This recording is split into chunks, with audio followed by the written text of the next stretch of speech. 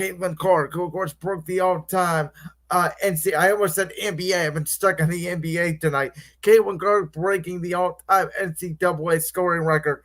Josh, again, you were one of the biggest advocates of women's basketball that I know of. Take the floor, my friend. I, there was no, even though I was sick last week, there was no way in hell I was going to miss this. It was too big of a moment, way too historic.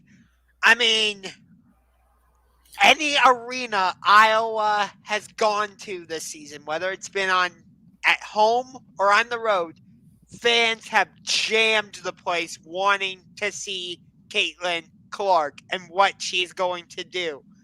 I mean, the moment she crosses over half court, she's in range and can just pull up no problem.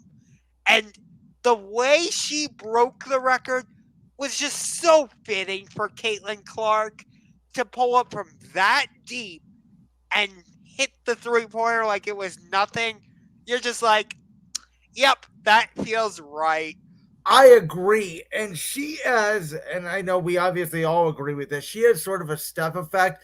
But I said this when Steph came into the league and obviously started making the half court shots, and you would see videos of him still doing it, from one side of the tunnel, pregame to the other, making shots.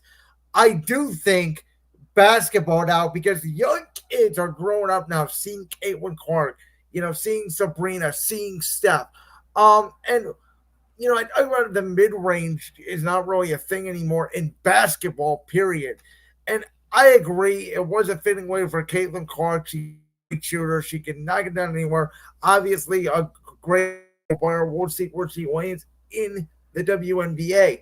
But the fact that you can just cross over and heave, a 35-foot is incredible. But at the same time, it's also, in my opinion, not really respecting the game in itself, if that makes sense.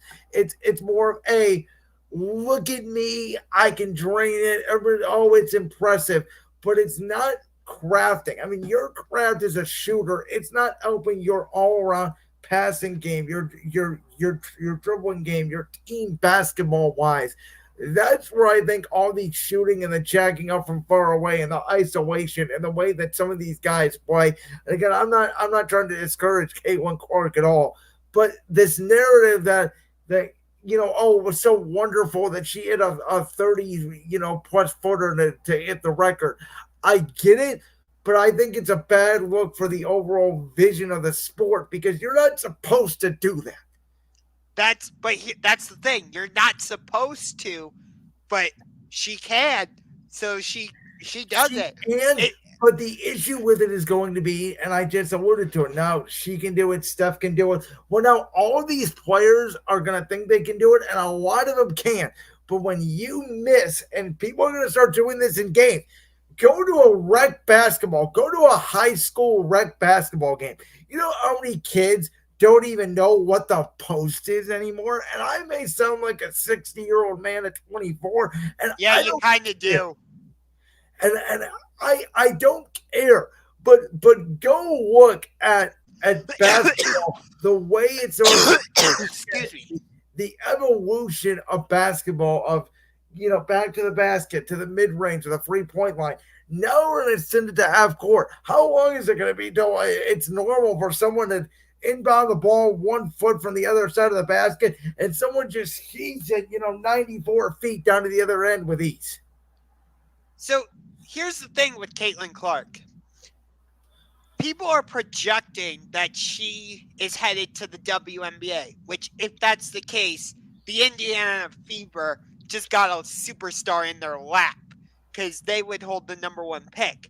However, she doesn't have to go to the WNBA. She has 1 year left of eligibility at Iowa because of COVID.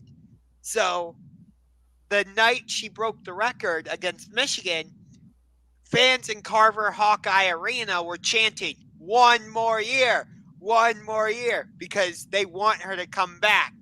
So we'll have to see what happens with that. Now, But let I'll me tell you get this this. question. I want to ask two quick follow questions. Are the Indiana Fever a dumpster fire of an organization? Are they a bad team? Would it be smart for her to go back to school? They they are a bad team. They just had the number one pick a couple years ago, where they ended up with Aaliyah Boston out of the University of South Carolina, which I don't get it with South Carolina and Dawn Staley. They just continue to be a powerhouse in women's college basketball. It's pretty incredible to watch. But I don't want to say it would be smart for her to go back to school, or it would be smart for her to go to the WNBA, because like I feel like if you say, yeah, go back to school, that's kind of hurting the WNBA a little bit. Whereas, Well, not necessarily, because here's my second question. Does the WNBA have a lottery like the NBA? uh, I believe so. Yes.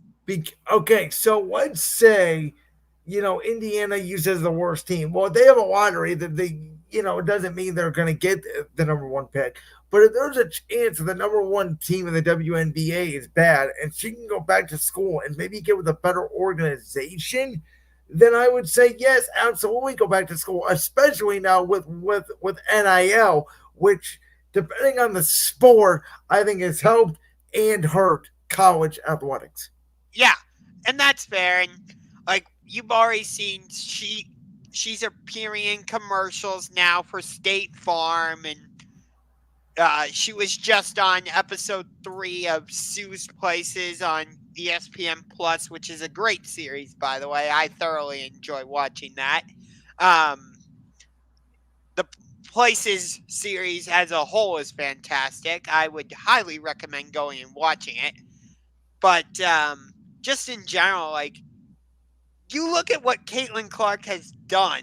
I get your point about people in rec leagues in high school and all that emulating her, but what she's done for young girls to That I see agree with to 100%. see what she's doing, maybe those young girls can be like, I can do that. I can go on to be something special like her.